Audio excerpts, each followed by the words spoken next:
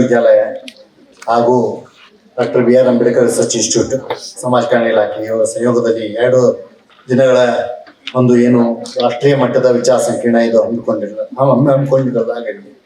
ಈ ಒಂದು ಕಾರ್ಯಕ್ರಮದ ಅಧ್ಯಕ್ಷತೆಯನ್ನು ವಹಿಸಿದಂತಹ ಹಾಗೂ ಈ ಒಂದು ವಿಶ್ವವಿದ್ಯಾಲಯದ ಮಾನ್ಯ ಕುಲಪತಿಯವರೇ, ಕುಲ ಸಚಿವರೇ ಹಾಗೂ ಹಿರಿಯ ಅಧಿಕಾರಿಗಳೇ, ಈ ಒಂದು ಸಮ್ಮೇಳನಕ್ಕೆ ಕೀನೋಟ್ ಸ್ಪೀಕರ್ ಆಗಿ ಬಂದಂತಹ ರಾಜೀವ್ ಭಾರ್ಗವ್ ಸರ್ ಅವರೇ, ಪ್ರೊಫೆಸರ್ ಡಿಸೋಜಾ ಅವರೇ ಹಾಗೂ ಹಿರಿಯರಾದಂತಹ ಮಾರ್ಗದರ್ಶಕರಾದಂತಹ ಸೋಮಶೇಖರ್ ಸರ್ ಅವರೇ ಹಾಗೂ ಯಾವತ್ತೂ ಈ ಒಂದು ವಿಶ್ವವಿದ್ಯಾಲಯದ ಪ್ರಾಧ್ಯಾಪಕರೇ, ಆತ್ಮೀಯ ವಿದ್ಯಾರ್ಥಿ ಮಿತ್ರರೇ, ಈಗ ನನಗೆ ತುಂಬಾ ಖುಷಿ ಆಗುತ್ತೆ ಈ ಒಂದು ಸಮ್ಮೇಳನ ಅದ್ದೂರಿಯಾಗಿ ವಿಶ್ವವಿದ್ಯಾಲಯ ವತಿಯಿಂದ ಈ ಒಂದು ಹಮ್ಮಿಕೊಂಡಿದ್ದಕ್ಕೆ. ನಾನು ಇಲ್ಲಿ ಡಾಕ್ಟರ್ ಬಿ.ಆರ್. ಅಂಬೇಡ್ಕರ್ ಸಂಶೋಧನಾ ಸಂಸ್ಥೆಯ ನಿರ್ದೇಶಕನಾಗಿ ಇಲ್ಲಿ ಭಾಗವಹಿಸ್ತಾ ಇದ್ದೀನಿ. Doctor B R. ಅಂಬೇಡ್ಕರ್ ಸಂಶೋಧನಾ ಸಂಸ್ಥೆ ಇದು ಸಮಾಜ ಕಲ್ಯಾಣ ಇಲಾಖೆಯ ಒಂದು ಅಂಗ ಸಂಸ್ಥೆ. ಇದು ರಾಜ್ಯದಲ್ಲಿರುವಂತಹ ಎಲ್ಲಾ ವಿಶ್ವವಿದ್ಯಾಲಯಗಳಲ್ಲಿ ಈಗ ನಮ್ಮ ಒಂದು ಸಂಸ್ಥೆ ಜೊತೆಗೆ ಸಹಭಾಗಿತ್ವ ಅಥವಾ ಸಮನ್ವಯ ಮಾಡುವಂತ 12 ವಿಶ್ವವಿದ್ಯಾಲಯಗಳಲ್ಲಿ ನಮ್ಮ ಅಧ್ಯಯನ ಪೀಠಗಳೇ ಇದ್ದಾವೆ. ಈ ಅಧ್ಯಯನ ಪೀಠಗಳಲ್ಲಿರುವಂತಹ ನಮ್ಮ ನಿರ್ದೇಶಕರ ಜೊತೆಗೆ ನಾವು ಕೋಆರ್ಡಿನೇಷನ್ ಮಾಡಿಕೊಂಡು ಈ ತರ ಬೇರೆ ಬೇರೆ ಕಾರ್ಯಕ್ರಮಗಳು ಹಮ್ಮಿಕೊಳ್ಳಿಕ್ಕೆ ನಾವು ಕೋಆರ್ಡಿನೇಟ್ ಮಾಡ್ತಾ ಇದ್ದೀವಿ. ಈ ನಿಟ್ಟಿನಲ್ಲಿ ರಾಣಿ ಚೆನ್ನಮ್ಮ ವಿಶ್ವವಿದ್ಯಾಲಯ ತುಂಬಾ ಒಳ್ಳೆಯ ಕೆಲಸ ಮಾಡಿದೆ. ಎಷ್ಟು ದೊಡ್ಡ ಒಂದು ಕಾರ್ಯಕ್ರಮ ಹಮ್ಮಿಕೊಂಡಿದ್ದು ನಿಜವಾಗಿ ತುಂಬಾ ಖುಷಿ ಕೊಡ್ತದೆ. ಈ ಒಂದು ಶುಭ ಸಂದರ್ಭದಲ್ಲಿ ನಾನು ವೈಯಕ್ತಿಕವಾಗಿ ಹಾಗೂ ಸಂಸ್ಥೆಯ ನಿರ್ದೇಶಕನಾಗಿ ಮಾನ್ಯ ಉಪಕುಲಪತಿ ಅವರಿಗೆ ಹಾಗೂ ಸಂಸ್ಥೆಯ ನಿರ್ದೇಶಕರಾದಂತಹ ಡಿಸೋಜಾ ಸರ್ ಅವರಿಗೆ ಹಾಗೂ ಎಲ್ಲ ಪ್ರೊಫೆಸರ್ ಸ್ಟೂಡೆಂಟ್ಸ್ಗೆ ನಾನು ಅಭಿನಂದಿಸ್ತೇನೆ. ಈಗ ಅಲ್ಲದೇನೆ ಮತ್ತೊಂದು 2 ವಿಷಯಗಳು ನಾನು, ಯಾಕಂದ್ರೆ ಕೀನೋಟ್ ಸ್ಪೀಕರ್ ಅವರು ಬಾಬಾ ಸಾಹೇಬ್ ಅವ್ರ ಬಗ್ಗೆ ತುಂಬಾ ಹೇಳಿದ್ದಾರೆ, ನಾನು ಇಲ್ಲಿ ಹೆಚ್ಚು ಮಾತಾಡ್ಲಿಕ್ಕೆ ಹೋಗೋದಿಲ್ಲ. ಮತ್ತೊಂದು ವಿಚಾರ ಏನಂತಂದ್ರೆ, ಇದೇ ತೆರನಾಗಿ ನಮ್ಮ ಪ್ರೊಫೆಸರ್ ಸೋಮಶೇಖರ್ ಸರ್ ನಮ್ಮ ಮುಂದೆ ಇದ್ದಾರೆ. ಅವರು ನಮ್ಗೆಲ್ಲ ಮಾರ್ಗದರ್ಶಕರು, ಹಿರಿಯರು. ಅವರೇ ಈ ಒಂದು ಕಾರ್ಯಕ್ರಮಗಳನ್ನು ತುಂಬಾ ಈ ತರ ಆಚರಿಸಲಿಕ್ಕೆ ನಮ್ಗೆ ಮಾರ್ಗದರ್ಶನ ಮಾಡ್ತಾರೆ, ನಮಗೆ ಮೋಟಿವೇಟ್ ಮಾಡ್ತಾರೆ, ನಮ್ಮ ಮುಂದೆ ನಿಂತು ನಮ್ಗೆ ಗೈಡ್ ಮಾಡ್ತಾರೆ. ಈ ನಿಟ್ಟಿನಲ್ಲಿ ನಾನು ವೈಯಕ್ತಿಕವಾಗಿ ಮತ್ತೆ ತಮ್ಮೆಲ್ಲರ ಪರವಾಗಿ ಪ್ರೊಫೆಸರ್ ಏನಂದ್ರೆ ಅವರಿಗೆ ನಾನು ಅಭಿನಂದನೆಗಳನ್ನು ಸಲ್ಲಿಸ್ತೇನೆ, ವಂದನೆಗಳನ್ನು ಸಲ್ಲಿಸ್ತೇನೆ. ಇತ್ತೀಚೆಗೆ ತಮ್ಗೆಲ್ಲರೂ ಗೊತ್ತಿರಬೇಕು, ಮತ್ತೆ ಸಾಕಷ್ಟು ಜನ ಪ್ರೊಫೆಸರ್ಸ್ ಭಾಗವಹಿಸಿದ್ರು. ಮೈಸೂರು ರಂಗಾಯಣ ಮತ್ತೆ ನಮ್ಮ ಸಂಸ್ಥೆ ಮತ್ತೆ ನಮ್ಮ ನರೇಂದ್ರ ಸರ್ ಇಲ್ಲೇ ಇದ್ದಾರೆ. ಅವರ ಒಂದು ಮೈಸೂರು ವಿಶ್ವವಿದ್ಯಾಲಯದ ಡಾಕ್ಟರ್ ಬಿ.ಆರ್. ಅಂಬೇಡ್ಕರ್ ಪೀಠದ ವತಿಯಿಂದ ಸಹಯೋಗದೊಂದಿಗೆ, ನಮ್ಮ ಸಂಸ್ಥೆಯ ಸಹಯೋಗದೊಂದಿಗೆ ಬಹುರೂಪಿ ಬಾಬಾ ಸಾಹೇಬ್ ಅಂತ ತುಂಬಾ ಒಳ್ಳೆಯ ಒಂದು 2 ದಿನ ಒಂದು ಅಂತಾರಾಷ್ಟ್ರೀಯ ರಾಷ್ಟ್ರೀಯ ಸಮ್ಮೇಳನ ಅವರು ಏರ್ಪಡಿಸಿಕೊಂಡು ತುಂಬಾ ಒಂದು ಒಳ್ಳೆಯ ಯಶಸ್ಸು ಕಾಣ್ತು. ಮಾನ್ಯ ಸಚಿವರು, ನಮ್ಮ ಇಲಾಖಾ ಸಚಿವರು ಅದರಲ್ಲಿ ಭಾಗವಹಿಸಿದ್ರು.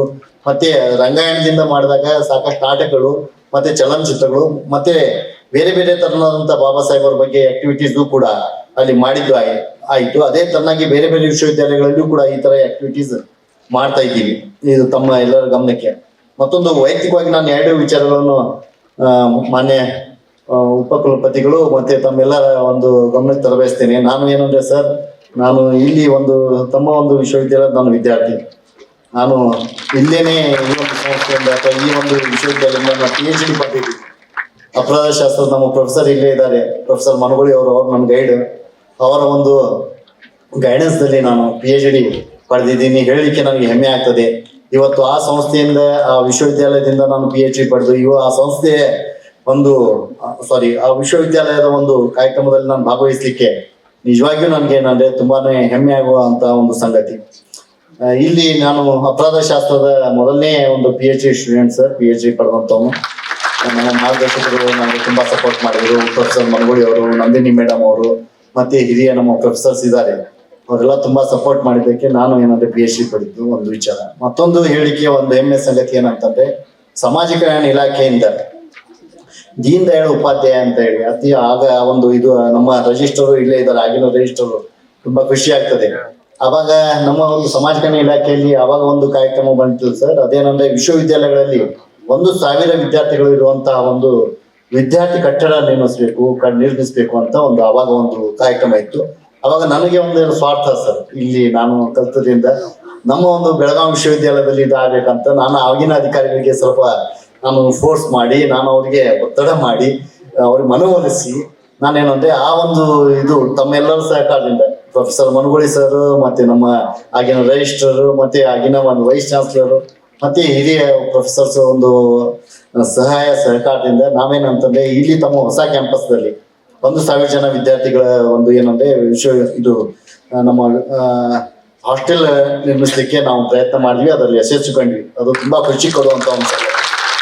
ಅದರಲ್ಲಿ ತಮ್ಮೆಲ್ಲರ ಒಂದು ಸಹಕಾರ ತುಂಬಾ ಇದೆ ಸರ್. ಅದರ ಒಂದು ವಿಶೇಷತೆ ಏನಂದ್ರೆ ನಾನು ಹೇಳಬಯಸ್ತೇನೆ, ಬೇರೆ ವಿದ್ಯಾರ್ಥಿಗಳಲ್ಲಿ ಏನಾಗ್ತದೆ, SC ಹಾಸ್ಟೆಲ್ ಇದ್ರೆ ಕೇವಲ SC ಮಕ್ಕಳು ಇರ್ತಾರೆ, ಅಲ್ಲಿ ST ಹಾಸ್ಟೆಲ್ ಇದ್ರೆ ST ಮಕ್ಕಳು ಇರ್ತಾರೆ, OBC ಅಂದ್ರೆ OBC ಇರ್ತಾರೆ, ಮೈನಾರಿಟಿ ಅಂದ್ರೆ ಮೈನಾರಿಟಿ ಇರ್ತಾರೆ. ಆದ್ರೆ ಈ ಒಂದು ಕಾನ್ಸೆಪ್ಟ್ ಏನಿತ್ತಂದ್ರೆ ಎಲ್ಲಾ ಸಮುದಾಯದ ಮಕ್ಕಳು ಒಂದೇ ಕಡೆ ಇರಬೇಕು, ಸಹಬಾಳ್ವೆಯಿಂದ ಬದುಕಬೇಕು, ಎಲ್ಲರೂ ಕೂಡಿರ್ಬೇಕು, ಈ ವೈಮನಸ್ಸುಗಳು ಈ ಜಾತೀಯತೆ ಇರಬಾರ್ದು ಅಂತ ಹೇಳಿ ಸರ್ಕಾರ ಒಂದು ಈ ತರನಾದಂತ ದೀನ್ ದಯಾಳ್ ಉಪಾಧ್ಯಾಯ ಅಂತ ಹೇಳಿ ಅವಾಗ ಸುಮಾರು ಒಂದು 4-5 ವರ್ಷ ಹಿಂದೆ ಅಂತ ನಾನು ಭಾವಿಸ್ತೀನಿ. ಅವಾಗ ಈ ಒಂದು ಸ್ಕೀಮ್ ತಂದಾಗ ನಾವು ತುಂಬಾ ಕಷ್ಟಪಟ್ಟು ಇಂಟ್ರೊಡಕ್ಷನ್ ದಲ್ಲಿ ಡಿಸೋಜಾ ಸರ್ ಹೇಳಿದ್ರು ನಾರ್ತ್ ಕರ್ನಾಟಕ ಅದೇ ಸ್ವಾರ್ಥ ಸರ್ ನಮ್ದು.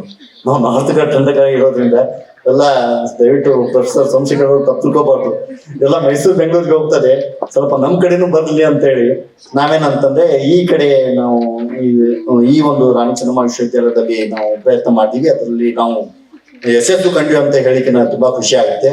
ಮತ್ತೆ first building in newer campus sir, new campus, ಇದು ಈ ಒಂದು ನಿಟ್ಟಿನಲ್ಲಿ ನಾನು ಹೇಳಬಯಸುತ್ತಾ ಈ ಒಂದು ಕಾರ್ಯಕ್ರಮ ತುಂಬಾ ಅದ್ದೂರಿಯಾಗಿ ತಾವು ಏರ್ಪಡಿಸಿದ್ದೀರಿ. ಈ ಒಂದು ತುಂಬಾ ಎಕ್ಸ್ಪರ್ಟ್ಸ್ ಬೇರೆ ಸಾಕಷ್ಟು ವೇಳೆ ಆಗಿದೆ, ನಾನು ಮತ್ತೆ ವೇಳೆ ತೆಗೆದುಕೊಳ್ಳೋದಿಲ್ಲ. ಎಕ್ಸ್ಪರ್ಟ್ಸ್ ಬಂದಿದ್ದಾರೆ, ಬೇರೆ ಬೇರೆ ಪ್ಯಾನೆಲ್ ಡಿಸ್ಕಷನ್ಸ್ ಆಗ್ತವೆ. ಎಲ್ಲರಿಗೂ ನಾನು ವಿನಂತಿ ಮಾಡ್ಕೊಳ್ತೇನೆ, ತಾವೆಲ್ಲ ಒಂದು ಏನು ಪ್ಯಾನೆಲ್ಸ್ ಡಿಸ್ಕಷನ್ಗಳಲ್ಲಿದೆ ದಯವಿಟ್ಟು ಭಾಗವಹಿಸಿ ಒಂದು ಕಾರ್ಯಕ್ರಮ ಯಶಸ್ವಿಗೊಳಿಸಿ ಅಂತ ತಮ್ಮೆಲ್ಲರಿಗೂ ನಾನು ಹೇಳ್ತಾ ಈ ಒಂದು ಕಾರ್ಯಕ್ರಮಕ್ಕೆ ನನ್ನನ್ನು ಆಹ್ವಾನಿಸಿ ಮಾತನಾಡಕ್ಕೆ ಅವಕಾಶ ಕೊಟ್ಟಂತ ಎಲ್ಲರಿಗೂ ಒಂದಿಷ್ಟು ನಾನು ಮಾತು ಮುಗಿಸ್ತೇನೆ. ಜೈ ಹಿಂದ್, ಜೈ ಕರ್ನಾಟಕ. ನಿಮ್ಮ ಸಹಕಾರ